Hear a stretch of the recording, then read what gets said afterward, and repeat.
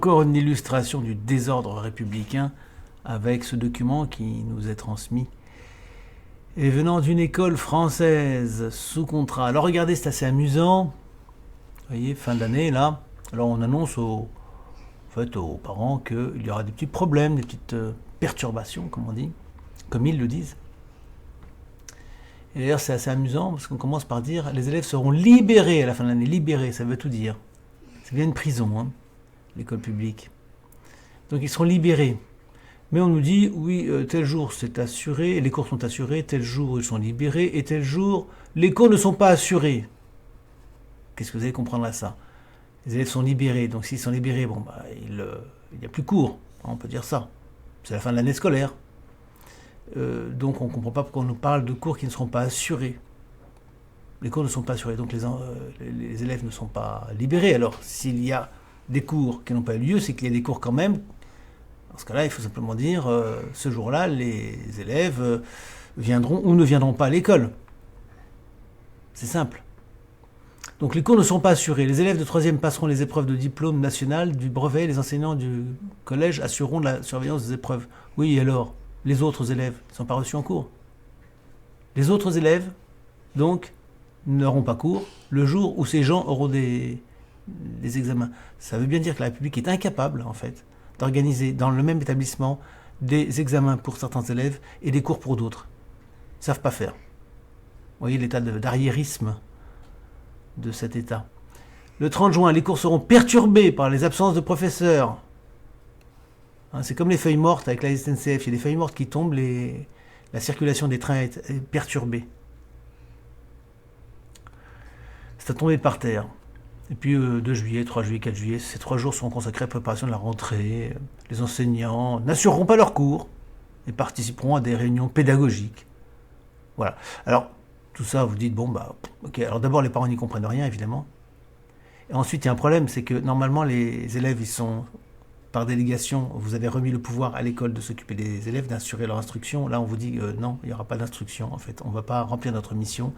Donc, qu'est-ce qu'on fait, messieurs, madame, les parents? On est vraiment embêtés, là, on ne vous le dit pas comme ça, mais en fait, légalement, on est dans l'obligation de les instruire, mais... et puis de les recevoir dans le sein de l'établissement, mais on ne pourra pas en fait. Hein. Là, ça va être compliqué parce qu'il y a des feuilles mortes dans la cour de récréation en gros. Hein. On a des examens, c'est ce qui se fait depuis la nuit des temps, et on est incapable d'assurer à la fois les examens et les cours. On est trop perturbé pour ça. Donc on ne sait pas trop quoi faire. Si vous voulez, bah, vos enfants, ils iront en salle de permanence. On va les caser dans une salle et puis ils ne bougeront plus là. Parce que évidemment, on est dans l'obligation de les prendre, les enfants. Puisque c'est notre contrat avec vous. C'est notre obligation selon la loi. Compte tenu des perturbations habituelles de fin d'année scolaire, ben non, c'est pas habituel, ni normal, ni légitime. Je vous remercie de retourner le talon ci-dessous en m'indiquant si votre enfant sera présent pendant les 5 jours de juillet. En fait, ça veut dire, en gros, si jamais vous cochez ces cases-là, disant que vous la récupérez, alors on va voir ça, c'est pas très très clair non plus. En gros, vous renoncez à la délégation que vous avez donnée à l'école d'avoir l'enfant dans son sein, au sein de l'établissement. À vous engager. C'est-à-dire que s'il arrive quelque chose à ce moment-là à l'enfant, eh bien, c'est de votre responsabilité, puisque vous avez signé. Alors que normalement, c'est sous la responsabilité de l'école jusqu'à la fin de l'année. Et là, on ne vous dit pas quand est l'année scolaire. On ne vous le dit pas.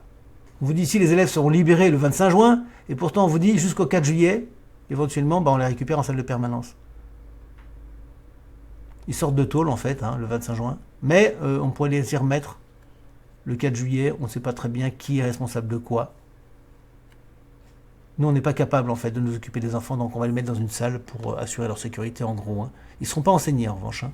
Ils ne seront pas instruits. Donc, on ne va pas remplir notre mission d'instruction qui est pourtant obligatoire. Le refus d'un enseignant d'enseigner un élève, ça relève du pénal. C'est une violation de la loi. Là, ils refusent, pour cause de perturbation. Ils refusent d'enseigner à l'enfant. Bon, de toute façon, ils ne le font pas, vous le savez bien. L'école n'est pas là pour instruire les enfants, c'est là pour les rendre plus sots qu'ils ne sont en rentrant. Alors ici, donc, talon, réponse à remettre en plus, parce qu'il nous donne des ordres. À remettre pour le vendredi. On se retrouve ventre creux avec ce genre de missive. Donc là, madame, monsieur, donc vous mettez, on suppose que vous mettez votre nom, responsable légaux de l'élève, mais responsables légaux à la maison. Les responsables légaux à l'école, c'est le directeur de l'établissement et les enseignants. De l'élève un tel, classe un tel, et alors là, demi-pensionnaire externe, donc il faut préciser effectivement sa qualité. Déclarons avoir été informé du calendrier de fin d'année scolaire, auquel nous n'avons pas compris grand-chose. Mon enfant sera présent le lundi 30 juin et le mardi 1er juillet 2025. Oui, non. Donc voilà, là vous vous engagez en fait. Bon, là c'est relativement clair. Hein. Vous vous engagez à soit confier à l'école, vous maintenez que l'école est toujours responsable de votre enfant, légalement. L'école est le responsable légal. Ou alors vous considérez que vous le gardez à la maison. Seulement il y a un petit problème là. Si vous le gardez à la maison, il y a absentéisme. Ben oui, c'est prévu par la loi. On vous emmerde toute l'année. Dès lors que votre enfant n'est plus là, il est malade, il loupe une demi-journée, on vous demande de justifier son absence, c'est pas normal. Qu'est-ce qui se passe? Hein, vous êtes dehors la loi parce que vous n'amenez pas votre enfant à l'école. Il y a une obligation de scolarité, soi-disant, qui n'existe pas, mais on vous le fait sentir et on vous menace si votre enfant n'est pas là. Et vous subissez des ennuis, des poursuites si vous excédez 3 demi-journées. Là, ça fait plus que 3 demi-journées, vous voyez. Ça les gêne pas. Eux, ça ne les gêne pas. Donc eux, ils pratiquent l'absentéisme quand ils veulent. Mais vous n'avez pas le droit. Voilà, un simple petit document, vous voyez. Un simple petit document. Ici encore, ça n'était que ça.